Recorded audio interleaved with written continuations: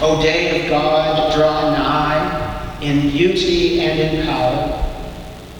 Come with your timeless judgment now to match our present hour.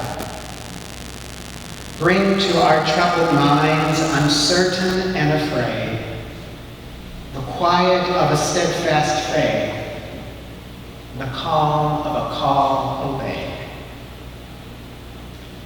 To that end, O Lord, bless the reading, hearing, the proclaiming, and the living of your word this day. Amen.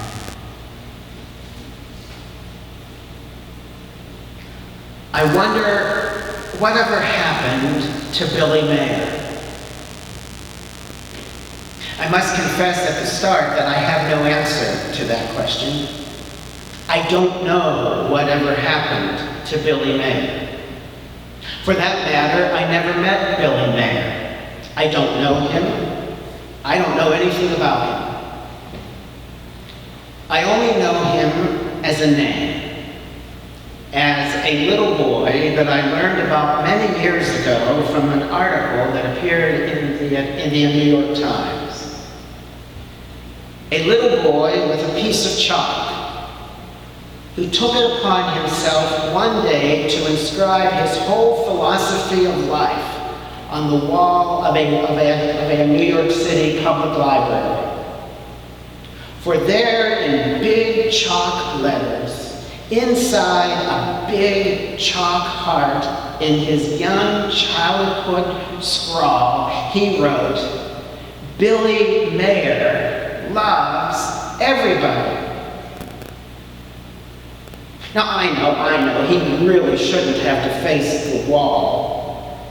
But a good philosophy of life such as his should be written somewhere where it can be seen. As I said, I don't know Billy Mayer. But would it be too obvious if I were to think of him as a short little blonde-haired kid with all of the energy and enthusiasm that God has saved for little boys? I see him as something like Huck Finn, with none of the virtues except the essential ones, and all of the vices except the unforgivable ones. He's a likable little kid with a sparkle in his eye and a smile painted on his face, and this message in his heart: Billy Mayer loves everybody. Now, I'm going to try to not be too cynical in this sermon because I don't want to be unfair to Billy. I mean, it could be that he is one of those rare and exceptional souls who never gave up on that perfect philosophy of life and love in their youth, before they grew up to see the world as it really is. Perhaps I'm being a bit too cynical, too pessimistic, too unfair, but my guess is that Billy's grand and marvelous philosophy of life, Billy Mayer loves everybody, I'm sure that it will change. Oh, somewhere along the way, we'll knock that out of him, won't we? How long will it take for his philosophy of life to change? How long before he sees some ugly crowd in action, and he won't even recognize all of the ugliness? Where he used to love, he will start to laugh. Somewhere along the line, he will learn that you only love those who love you. You only love the ones who look like you. You only love the ones who love the way you love, who go to the same church you do, who read the Bible exactly the way you do, who worship the way you do, who pray to the same God that you pray to, who were born in the same country as you, who think like you, who votes like you, whose philosophies match yours and certainly aren't different. Those are the people you love, Billy. Oh, we will teach Billy how to hate, and he will learn his lessons well. Billy's vision used to be wide enough to encompass the whole world. In time, it will stop at the end of his fenced-in yard. For Billy's going to want his privacy more than anything else. He's safer that way. Stick with your own kind, Billy. Martin Luther King Jr. told how at the age of 5 he had to change his playmates. Oh, Billy used to run the streets with open arms and with an open heart. And now he sits in the safety of his life and his home, and he draws the circle of his friends smaller and smaller. Soon Billy's heart will grow numb in response to what he sees going on all around him. Sir Winston Churchill said, "We shape our dwellings, and afterwards our dwellings shape us." I mean, let's face it. The world described in our reading from the prophet Isaiah is not our world.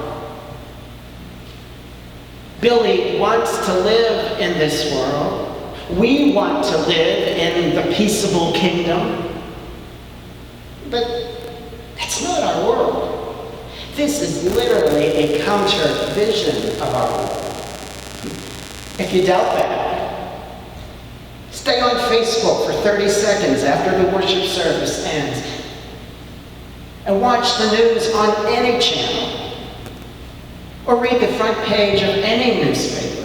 This is not the world we live in. We live in a world of snap judgments, of angry Facebook reactions and shares of stories which may or may not even be true just because they make us angry. We are so quick to judge what our eyes see and our ears hear. Our politicians judge the rich with unrighteousness and decide with firm inequity against the meek of the earth. Our hearts and minds are bombarded with the news of the innocent being killed as the breath of their mouths and their lungs are stolen by those in authority. Oh yes, Billy used to be so happy and so honest. Billy used to be a boy with these wild dreams of what he could do with the whole world open before him to challenge him and to draw the very best out of him at every single turn. Billy used to have an unclouded vision of what the world is supposed to be, of what it is, or what it can be, or what it could be, or what it should be. Billy Mayer used to love everybody. But now, what happens to all the Billies of the world? Well, they get lost. They get sidetracked. They get pushed off the main road. They learn how to be overly cautious and critical and condemning of others. They are quick to compromise who and what they once were. They want to get ahead and they don't care who they leave behind. As Thomas Wolfe put it, all my hopes and dreams and big ambitions have come to nothing. It all got lost. I mean, look at Billy Mayer just 10 years after he scribbled on that wall. Look at what time and what well-meaning but hopelessly misguided people have done to him. Billy Mayer used to love everybody. But now he can't because his parents won't allow him and his classmates won't permit him. And the kids on the corner, well, they form themselves into that sacred division of us and them. Oh, Billy used to love his neighbor. Now he doesn't even know their name. Oh, Billy will pick up sides before long. We will insist on it. We will make him careless. We will watch as the rain starts to wash away his chalk marks and do nothing to protect them. Even the library janitor, with the best of intentions in the name of cleanliness, will wash them away for good. Billy will turn his back on human need with a great and lasting excuse, caution instead of courage. Billy Mayer used to love everybody. Now he doesn't even want to get involved. He used to respect everybody. Now, if he is honest, he can barely respect himself. Somewhere along the line, Billy will hear, "Don't forgive anyone. Don't let them walk all over you. Love those who love you. Stick with those who will help you and who can do something for you. Smile at all your fancy cocktail parties and indulge in all the endless, mindless chatter. Play the cheap little games and you'll win lots of cheap little prizes." Every time they say or do something, Billy, that you know is wrong, that goes against your philosophy, pretend it's okay, Billy. Hold your head up high. Don't stoop down to help. Don't bow down. They will laugh at you. Remember that little story where Abraham Lincoln got down from his horse to lift up a pig that was stuck in a ditch? He got all dirty, Billy, and they laughed at him. And do you remember the longer story when out of love God came down from heaven in God's only begotten Son to lift up a world that was stuck in its own weakness and sin? Remember that, Billy? He got dirty too. Really dirty. And they laughed at God's Son because he wouldn't play their grown-up games. They labeled him and they laughed at him. They poked fun at him with spears and nails. Oh, they got rough with him, Billy, because he wouldn't pretend. He wouldn't bend. They killed him because he wouldn't give in. He wouldn't bend his philosophy to meet theirs. Oh, so Billy, if you hold on to the love you had for this world at first, they'll get rough with you. They're going to call you names and drag you outside the city walls with all the rest. You'll get dirty, Billy. But you'll be in good company. For you'll be with those whom God loves.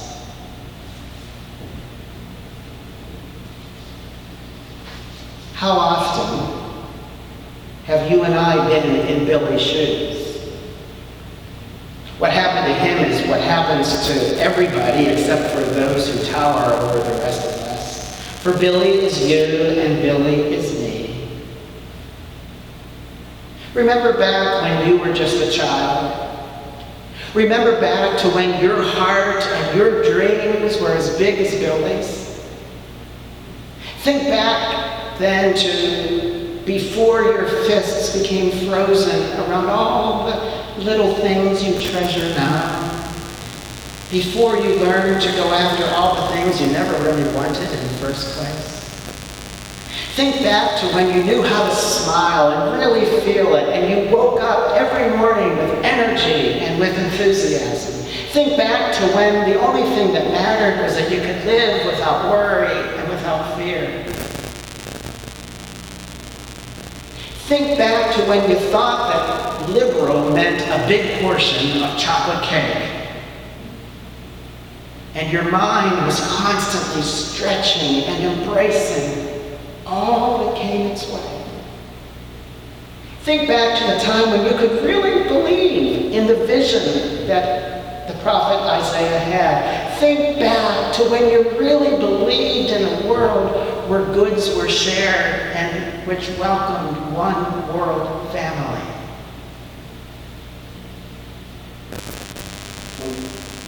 What happened? Somewhere between here and there, between then and now, we just don't have it anymore, and you know it. You used to have the whole world before you. Now we just have our hands around a small plot that we define and describe and will probably eventually destroy. Your basket was once overflowing with dreams.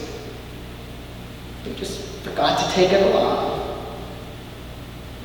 As a Bengali poet has it, you have forgotten how to be absorbed in the fine art of making mud pies.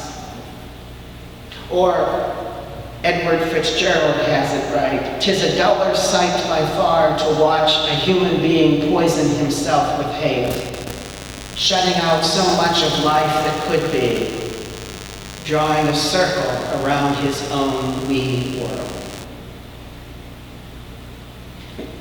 And consider all of this in light of that second chapter of the book of Revelation.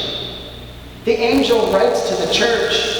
Angel writes, I know your works, your toil, your patient endurance. I know you cannot tolerate those who call themselves prophets and are not. Pretty good. Those are compliments. Angel says, your theology is good. Your thinking is purely Christian. Doing good.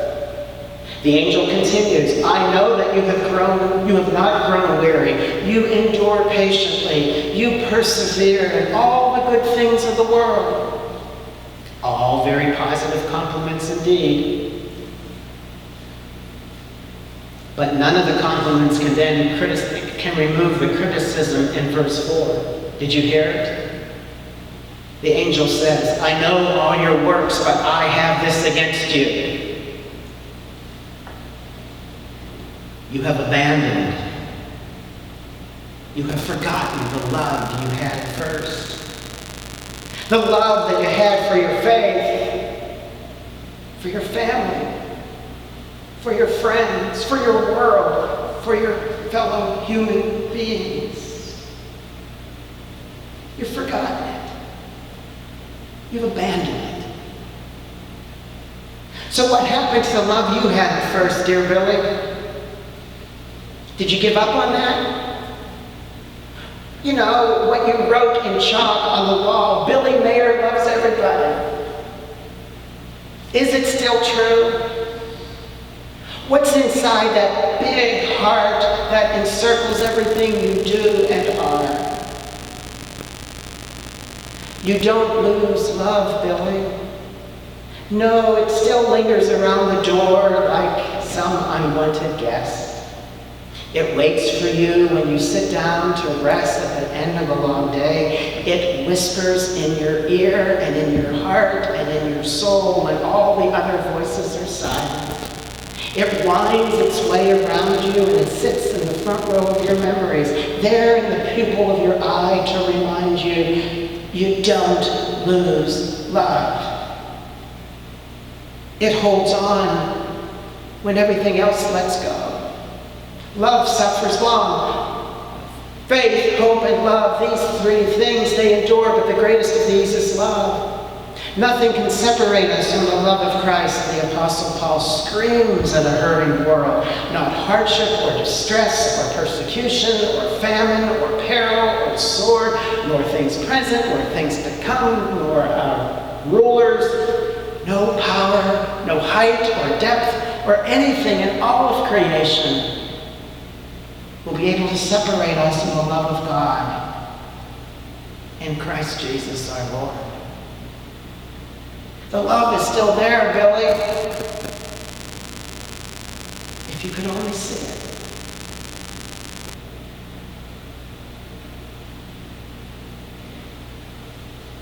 Billy Mayer loved everybody.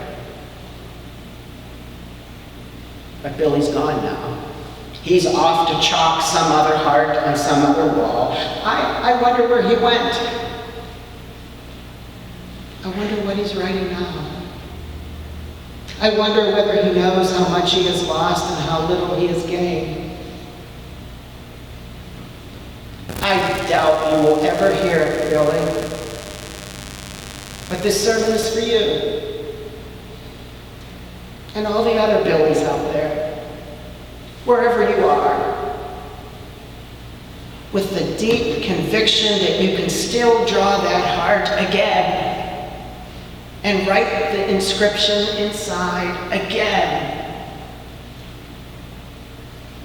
For my favorite words from Edward Markham are so true.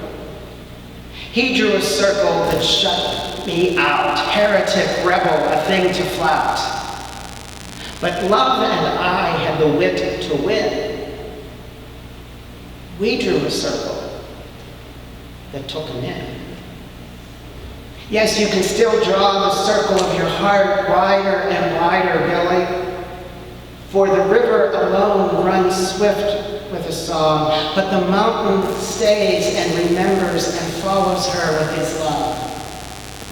Oh, the mountain is still there, Billy. The vision is still there, Billy. The dream is still there, Billy. It's still waiting. It's still calling.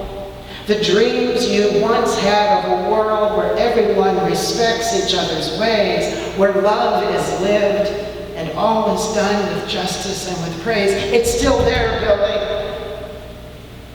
The vision of a time where the wolf will romp with the lamb, where the leopard will sleep with the kid, the vision of a time when neither animal or human will hurt or kill. It's still there, Billy.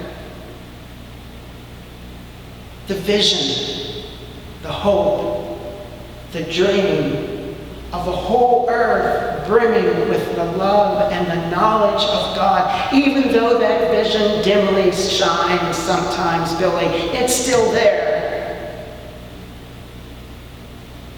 No matter how much trouble, no matter how much of a mess we make of things or this world can be in, as Christians, Billy, our lives can still proclaim and put into practice the truth of the words, love and I had the wit to win.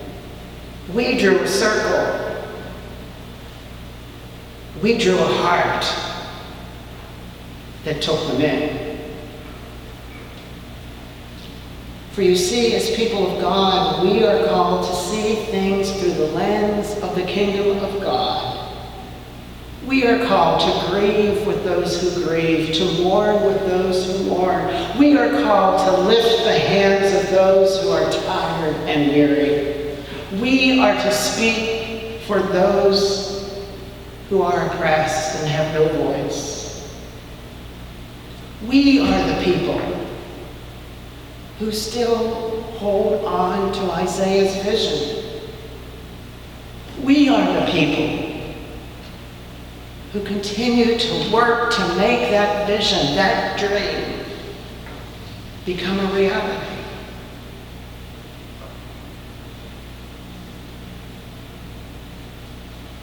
I don't know whatever happened to Billy Mayer. I don't know anything about him. I don't know him. I only know him as a little boy with a piece of chalk who took it upon himself one day to inscribe his whole philosophy of life on the wall of a New York City public library. For inside that large chalk heart, in chalk lettering, was this marvelous message. Billy Mayer loves everybody.